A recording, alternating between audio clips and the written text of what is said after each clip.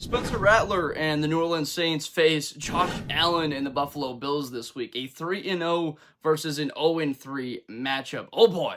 Bills are 2 touchdown favorites in this one at home. I know what you're thinking, how this one might be somewhat similar to the Seattle versus New Orleans game. You feel a little bit for the New Orleans Saints having to face that team in Seattle on the road. The game was just over in the first 15 minutes of gameplay. Spencer Rattler's really trying to establish himself, get a rhythm, and show that he can be the guy, that he can have a future. He has flashes. When you see him rolling to his left, making throws on a line, you can see the athleticism and the talent pop off the tape. Not so differently from Josh Allen. And I'm going to talk about Joe Brady here for a second because this is a guy that understands what it takes to win. Did they need to throw the football down the field to beat the Miami Dolphins? No. Did he understand that to beat the Miami Dolphins, they could run the football? And they did it well, almost 6 yards a carry.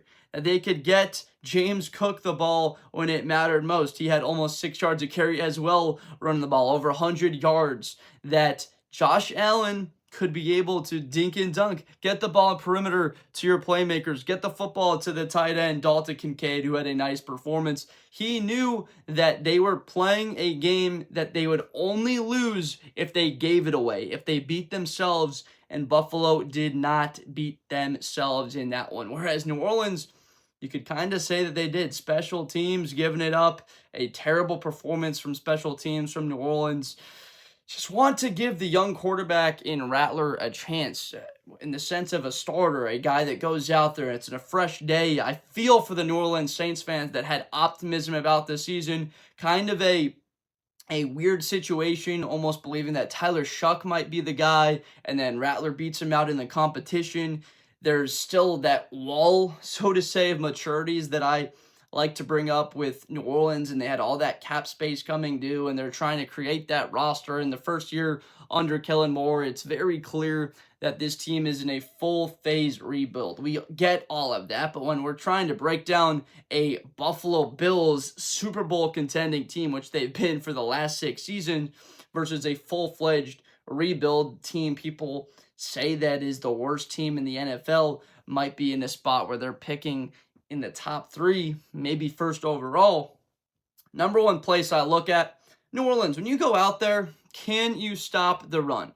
First and foremost, if you can't stop James Cook, if you allow Josh Allen on play action to get to the outside where he has the option to throw the football with his cannon or run the ball with his truck wheels, then you have no shot. You have to keep contained. I'm looking at you, Cam Jordan. I'm looking at Demario Davis, guys that have been there on the New Orleans Saints team for so long, that have that pedigree, that you know that you can have that reliability. These guys have been there for such a long time and been really good players. They have a bit of a veteran presence to a lot of it. I'm looking at left tackle, Kelvin Banks coming in, the draft pick that a lot of people were very high on, taking him in the top 10, playing well, protecting your quarterback. That's obviously a fundamental piece when you have a matchup like this. Kool-Aid McKinstry from Alabama, the first rounders. I'm talking about a lot of these draft picks because it's necessary for the organization to understand, all right, we drafted well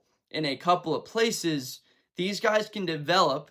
Can Kool-Aid McKinstry come up with a forced fumble or an interception in this game? Can Kelvin Banks hold up in one-on-one blocks? Are you able to see a bit of the progression of Spencer Rattler? Like, do we have something to work forward here? Can we have a competitive game against the Buffalo Bills? Whereas Buffalo is just looking to win the game. They're like, all right, can we run the ball here early? Can we get the ball to Kincaid? Can we get our one-on-ones to Keon Coleman? Him and McKinstry fired up for that one. The FSU-Bama Week 1 game, FSU gets the better of Bama, gets their revenge. Remember, Keon Coleman was on that Florida State team that did not get into the college football playoff, 13-0 season, and they end up not being in the playoff. Keon Coleman, Jared Verse, Fisk, all of those guys for Florida State don't play when they get bulldozed by Georgia in the bowl game. But it makes you think a little bit. Is there still a little something there from Keon Coleman? He might be on the better NFL team right now, but does he see Alabama football players and be like, I'm going to go out there and dominate this guy and play football at a higher level than him.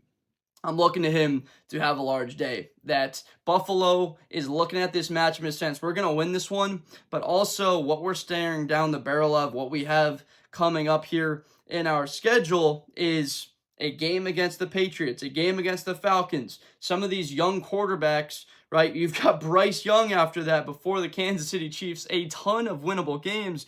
Buffalo has a perfect opportunity to start off the season 7-0. Can this offense flex and be aggressive? Show that they have more weapons than the whole Bills fan base has been saying, that they've had their general manager calling people out and being pissed off about them not having the weapons, going with defensive picks almost in spite to improve that side of the football in this past draft. TJ Sanders up front, they trade back with Chicago. Landon Jackson from Arkansas, they bring in Maxwell Harrison. They brought in all these guys, Deion Walker. All of these defensive weapons that they add in to depth, it shows off right away. Ed Oliver goes down against Baltimore, and they just have a lot of replacement. So that's what I'm seeing from Buffalo. Josh Allen almost building on a resume the next 4 weeks to show that this team will be 7-0. I don't know they lose a game of the next 4. Saints, Patriots, Falcons, Panthers. You would be honestly disappointed if you're a Buffalo fan and you walked out of that not being 7-0, and I told you that you were 6-1 throughout that stretch. A lot of NFC teams, a young New England team there, all of those quarterbacks are very new, very green style, going up against that Sean McDermott defense. A lot of tough tasks on the way for New Orleans. None of that matters. You have an opportunity to play just about a blue blood now in the NFL, a team that has been right there so often, that is high quality offensive line play. They run the ball well, they play good defense, but what do they not have? They don't have an elite number 1 wide receiver threat or that number 2 guy. When we look at teams that have the potential to be great, like greatness, Super Bowl champions, you need to have that number 1 wideout and a number 2 guy. If that one's covered, plus the run game. I don't know if Buffalo has that. If I'm New Orleans, what are you coming out and taking away? If you're Kellen Moore and you're working with your staff, what are you trying to take away from Buffalo?